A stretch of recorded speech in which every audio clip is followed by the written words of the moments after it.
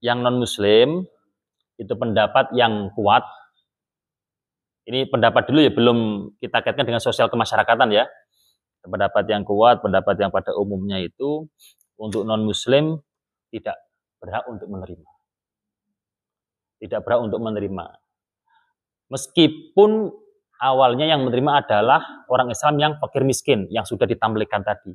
Tidak boleh untuk memberikan kepada orang non-muslim. Karena itu adalah diyafatun minallah lil muslimin. La ghairihi. Ibaratnya sudah banyak. Tapi memang namanya bermasyarakat. Tapi kadang yang mempermasalahkan itu orang-orang kita sendiri. Orang muslimnya kadang ya diam-diam aja. Yang mempermasalahkan itu kadang orang-orang kita sendiri. Pada waktu panitia kumpul, wah masa itu nggak dikasih. Masa itu nggak dikasih itu masaknya itu benar-benar mempermasalahkan gitu loh. Jadi cekcok di kepanitiaan sendiri. Kalau orang non-muslimnya ya mungkin wong dia tidak sepaham kan, mungkin Allah dikasih silakan, nggak dikasih juga nggak masalah. Oleh karena itu pendapat yang di situ paling berhati-hati nggak dikasih kalau memang tidak menimbulkan hal-hal yang tidak diinginkan, perpecahan atau yang tadilah cekcok dan yang lain sebagainya. Ada pendapat yang di situ memperbolehkan, tapi kepada orang nonis yang fakir, kepada orang yang nonis yang fakir.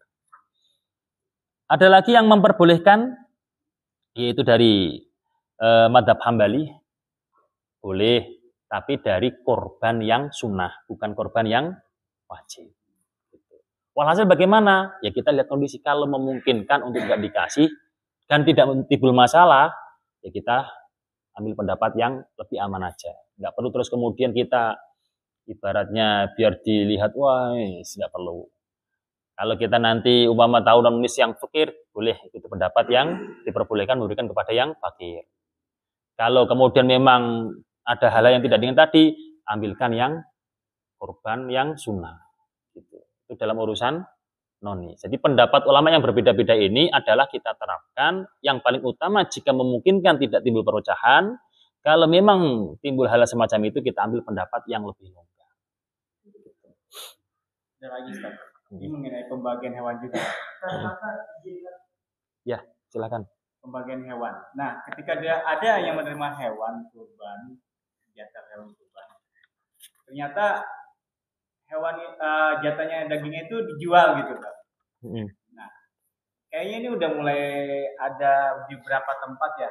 Saya sih nggak tahu, mungkin di masjid besar di Jakarta seperti itu. Karena banyak orang, terus ada pengepul gitu. Jadi ditawarkan sama dia, mau dijual gak hewan kurban. Nah, kalau hukumnya itu apa kalau kita menjual hasil jatah kita ke pengepul seperti itu? Kembali kepada penerima hewan korban tersebut, statusnya itu bagaimana? Statusnya itu fakir miskin, apa dia orang kaya? Fakir miskin dalam permasalahan ini itu sama kaitannya dengan permasalahan fakir miskin di zakat. Ya, fakir miskin di zakat, yang artinya ya kebutuhan sehari-hari kalau dikalkulasi itu tidak mencukupi. Kan gitu. Umpama dia mencukupi tapi ternyata belum punya rumah. Ternyata di situ belum punya motor, padahal dia selayaknya sudah punya. Umpama seperti itu berarti itu termasuk fakir miskin. Kalau memang fakir miskin, berarti kan tadi awalnya secara dasar adalah tamlik. Tamlik itu memberikan kepemilikan secara penuh. Dimakan silahkan, dijual silahkan. Ya kan gitu kan? Kalau yang fakir miskin kok dijual lagi, monggo ke pengepul silahkan sah. Tapi kalau yang praktis seperti itu kok orang yang kaya dijual, itu nggak diperbolehkan karena dasar adalah ibahah. Hanya dia diperbolehkan untuk bersama menikmati. Jangan dijual, ya dinikmati, dimakanlah. Jangan kemudian dijual kayak gitu. Boleh bagi fakir miskin, nggak boleh bagi orang kaya. Praktiknya kayak gitu. Untuk jamaah, ada pertanyaan lagi sebelum kita tutup. Terakhir ini saya tertarik yang bapak dari menyambungkan masalah takbir. Kalau Idul Fitri yang sering kita dengar adalah takbir itu mengumandangkan takbir maksudnya. Yang umum yang harus. Kalau Idul Fitri itu sampai hari H maghrib ya, waktu wirid kita masih boleh mengumandangkan asar ya. Kalau Idul Fitri. Tapi kalau Idul Adha mengumandangkan takbir bisa di waktu wirid setelah sholat maghrib isya itu masih suka dikumandangkan. Itu gimana itu? Atau maksudnya penjelasan itu? Tentang takbir yang ada di Idul Fitri dan Idul Adha gitu. Kalau takbir di Idul Fitri itu hanya takbir mursal. Dimulai dari maghrib, ya, dimulai dari terbenamnya matahari malam Idul Fitri sampai khotib ke mimbar. Khotib ke mimbar, maksudnya naik ke mimbar sampai itu. Tapi setelah itu ya nggak ada takbiran lagi di Idul Fitri. Kalau Idul Adha itu adalah takbir muqayyad dan juga ada takbir mursal. Cuma yang lebih kuat adalah takbir muqayyadnya. Itu bisa dimulai pada subuh hari Arafah. Subuh hari Arafah. Umpama besok malam kok lebaran Idul Adha, setelah subuh, nanti setelah zuhur, setelah asar, kemudian malamnya itu ada takbir yang namanya takbir muqayyad. Muqayyad itu maksudnya setelah sholat 5 waktu, setelah sholat dikumandangkan. Kayak gitu, Pak. Dan malam Idul Adha itu ada kesunahan juga takbir mursal disamakan dengan Idul Fitri.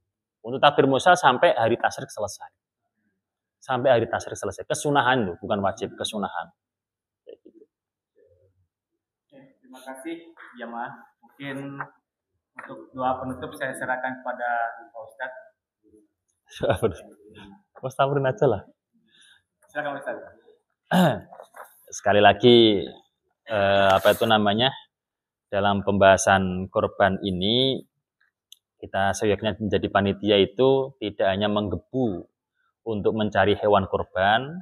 Kalau menggebu mencari hewan korban, semoga kita landasi benar-benar mengajak kebaikan tanpa mengesampingkan hukum-hukum yang mestinya harus diterapkan, karena ini adalah merupakan amanah, ini adalah merupakan tanggung jawab. Jikalau kita serampangan dalam menjalankannya, ya imbasnya kepada kita sendiri. Kalau kita bisa baik menjalankannya, maka kemuliaan juga insya Allah kita akan dapatkan. Kayak gitu. Marilah kita tutup. Adapun nanti kalau ada diskusi selanjutnya, kita diskusikan di lain waktu. Kita tutup dengan doa kafaratul majlis. Subhanakallahumma wa bihamdika asyhadu an la ilaha illa anta astaghfiruka wa atubu ilaik. Dari saya apabila banyak kurangnya mulai awal sampai akhir, saya mohon maaf yang sebesar-besarnya. Wallahul muwaffiq ila aqwamit thoriq. Assalamualaikum warahmatullahi wabarakatuh.